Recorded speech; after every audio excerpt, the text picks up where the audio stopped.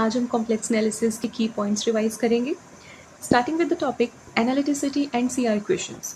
First point says a function f of z is said to be analytic at point z naught if there exists a neighborhood of z naught in which f of z is differentiable. तो basically किसी point z naught पे हम function को analytic कब बोलते हैं?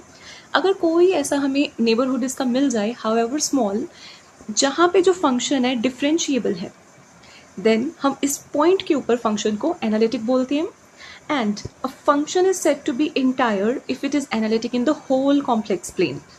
अगर वो किसी एक पॉइंट पे नहीं, हर पॉइंट पे कॉम्प्लेक्स प्लेन के अंदर एनालिटिक है, देन हम फंक्शन को इंटायर बोलते हैं. Second point says if a function f z is analytic in a domain d, then f of z, जिसको डिफाइन किया गया u plus iota v, where u is the real part and v is the imaginary part, then this function satisfies Cauchy-Riemann equations. Cauchy-Riemann equations basically partial derivatives है u और v के with respect to x and y. हम इसे simply ये बोल देते हैं ux equal to vy and uy equal to negative of vx.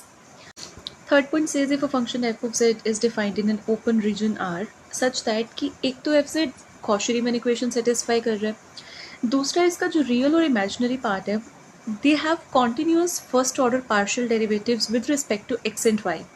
ये फर्स्ट ऑर्डर पार्शियल डेरिवेटिव्स क्या है? ये यही तो है u x v y u y minus of v x. अगर ये कॉन्टिन्यूअस भी है और ये कंडीशन भी सेटिस्फाई करते हैं, then f of z is analytic in a given open region r. Fourth point says if f of z is analytic in an open region r, then u and v are harmonic functions. Harmonic functions होने का मतलब है कि u and v Laplace equations को satisfy करेंगे and v is harmonic conjugate of u, means ये condition satisfy करेंगे. अब ये condition CR equations है, इस केस में v harmonic conjugate of u होता है. अगर हमें उल्टा दिया हो कि u is harmonic conjugate of v, then इधर भी हम u और v को exchange कर देंगे. बेसिकली वो क्या चीज़ बन जाएगी हमारे पास, v का partial derivative with respect to x is equal to u का partial derivative with respect to y, similarly in this case. Fifth point says if f of z is analytic, then the curves u equal to c1 and v equal to c2 cut each other at right angle. c1 c2 यहाँ पे constants हैं. Basically ये जो level curves हैं ये orthogonal to each other होती हैं if function is given as analytic.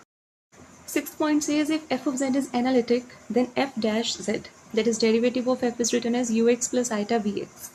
Since it is given us as analytic, तो ये CR equation satisfy करेगा. So इसको लिखने के और भी तरीके हो सकते हैं. ux vy के equal होता है, तो इसको हम इस तरीके से भी लिख सकते हैं.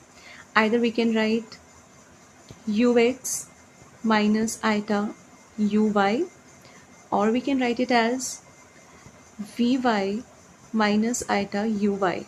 ये तीन तरीके, और fourth is this one. Seventh Milne Thomson's method, ये बहुत ही इंपॉर्टेंट है, इसके रिगार्डिंग नेट में क्वेश्चंस आ जाते हैं अक्सर. अगर हमें फंक्शन एनालिटिक दिया हुआ है एंड हमें आइदर इन्फॉर्मेशन u की दी है और इन्फॉर्मेशन हमें v की दी हुई है, सो आइदर रियल पार्ट के बारे में हमें पता है या हमें इमेजिनरी पार्ट के बारे में इन्फॉर्मेशन मिली हुई है, तो सिर्फ इसकी हेल्प से, जो भी दिया होगा सिर्फ उसकी हेल्प से हम पूरा का पूरा फंक्शन पता कर सकते हैं. So if u is given then we can use this first one formula, and if v is given then we can use second formula to get f.